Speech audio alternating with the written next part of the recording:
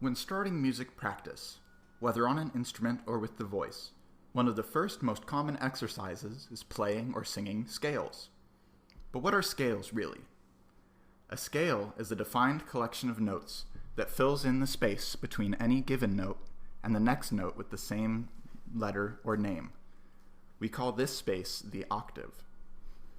The most common scales are called diatonic. Diatonic scales have one note on each letter.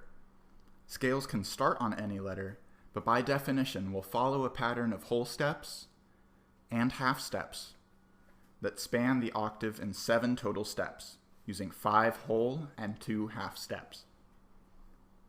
The two most common scales, major and minor, are everywhere in historical Western music and in the pop music of today. If you don't know already, this is what a major scale sounds like, and this is what a minor scale sounds like. The major scale is built with this order of steps: whole, whole, half, whole, whole, whole, half.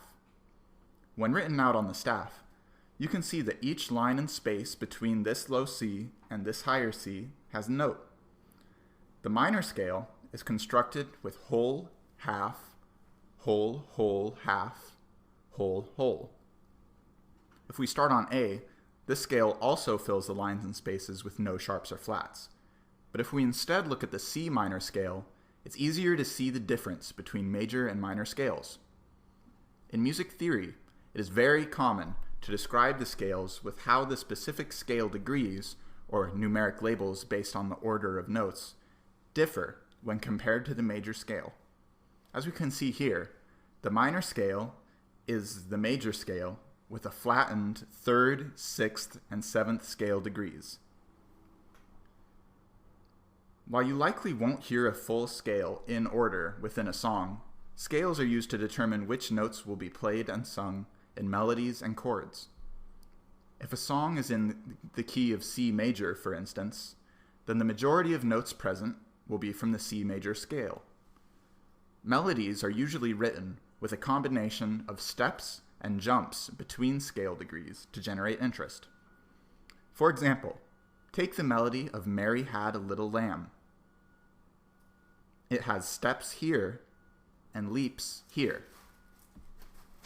Chords are built by stacking 3 or more notes that are 2 steps apart from each other. If we do this with every note of a diatonic scale, we get what are called the diatonic chords of that scale's key. So that's what scales are and how they're used. If you have any questions, leave a comment below and I'll do my best to answer. Thanks for watching.